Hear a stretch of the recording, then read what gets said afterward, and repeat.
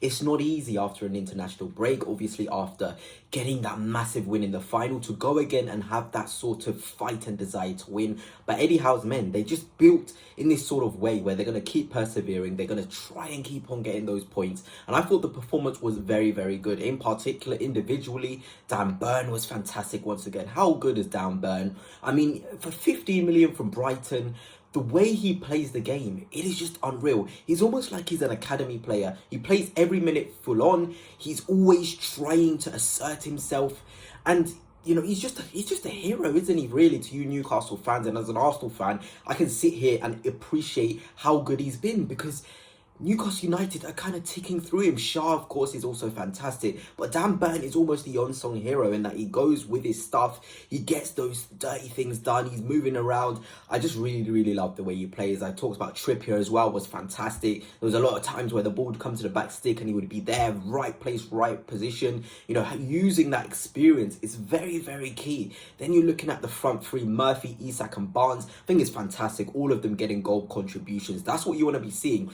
The most important thing in football is to have your forwards firing. And without Anthony Gordon, we know how impactful he is. To have Harvey Barnes step up, I thought it was really positive. You know, he got that goal, which was eventually overturned to be offside, which was so disappointing. I really think he deserved to get onto the score sheet today. Murphy, he's just one of those players where he does the job. Every year, I feel like Newcastle fans are almost thinking, Murphy, we can probably have a little bit of an upgrade on him. But he's always delivering the goods. You can't quantify a player who's always going to be delivering the goods, always going to be putting the 100% effort in like Murphy is. And he's got a mean right foot. He'll put beautiful balls into the box. For me, Murphy must stay at Newcastle as a squad player for as long as possible.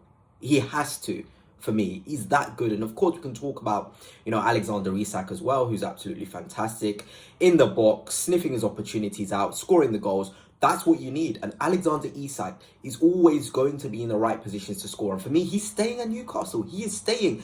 For us Arsenal fans, for Liverpool fans, don't even bother. Alexander Isak is a Newcastle player. He's staying at Newcastle, so don't even bother trying to think about signing him, because he loves that club. And we saw all at the tour, the way he was talking, the way he was sort of happy at Newcastle. You're not going to take him away from there. And we can look at those individual performances. I didn't talk about TONALI and Guimaraes because I want to go into more detail with them. I think they were absolutely superb. TONALI scoring a fantastic goal. Was it lucky? Who knows? But I think it was a fantastic sort of performance from him that deserved the goal. Look at that heat map. He's all over the place. Newcastle, you cannot outrun them. Brentford are one of those teams that like to run. You look at Janelt, you look at Norgard, you look at those midfielders they've got. They have the quality to overrun you. But at St. James's Park against Newcastle, don't even bother trying to play that game. It just simply won't work. 26 out of 36 successful passes as well. Really, really good stuff. I love it from him. And you're looking here, he's got 1 interception, 2 tackles, 1 block shots, 1 clearance as well. You're looking at the ground duels. He's won 5 out of 7 of the ground duels. It is really, really good, and he's been successful with all of his dribbles too. So TONALI, he's always going to give you that effort. He's always going to keep working. He's always going to be doing the dirty work. Alongside Guimaraes, you can be a bit more creative. It is really, really important. It really is. And for me, I'm jealous. You know, when TONALI came in, he had that lengthy buy, and people were kind of being like, I don't know about TONALI. He's going to be out for a long time. The amount of money they spent, 70 million, is it really worth it?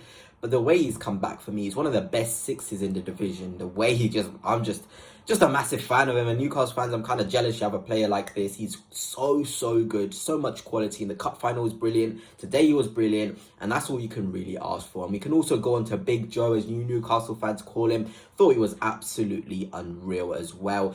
You just have 2 guys in there who want to work. They don't care about getting themselves into dirty positions, being in uncomfortable situations. These guys will absolutely work. And Newcastle United are a club with fans who want to see that work, the atmosphere and everything. And you're just absolutely adoring them when you're watching them play. You know, I watched not all of the game, about 85 to 85-ish minutes of the game, and I just like the patterns of play, the movement from them. There's times where they had to dig deep. Brentford aren't an easy team, and they dug deep. They really did dig deep. And we're looking at 85% pass accuracy from Joe Linton. We're looking at a 1 key pass in there, 2 out of 2 long balls. We're looking at, 3 clearances in there, 3 tackles, 6 out of 8 ground duels won, and of course 6 out of 9 aerial duels won. He is winning his duels. That's what you want to see from a midfielder. Yes, you can have the on-the-ball quality. Yes, you can get into the box and score goals. But you're going to do basic fundamentals like win your duels. And that's exactly what he did. He won those duels with TONALI. And what can you ask for more from that performance, Newcastle fans? But I feel like the funniest thing from this game was people saying Newcastle have been very lucky this game. 2 lucky goals for Newcastle, aggravating. Look, let's okay, Newcastle, you can look at it from that perspective, lucky. You've got to be in those positions to score the goals. You know, after a cup final, after the fun they had over the weekend, it's all about just getting those 3 points.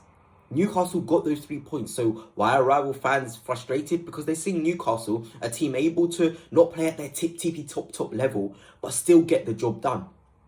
When you can get the job done, you're going to put yourself in a brilliant position to go and get the Champions League. And that's what Newcastle are going to go for. I feel like they'll get it. I feel like the quality they have, them and Manchester City, for me, are the teams that will go in and get the Champions League.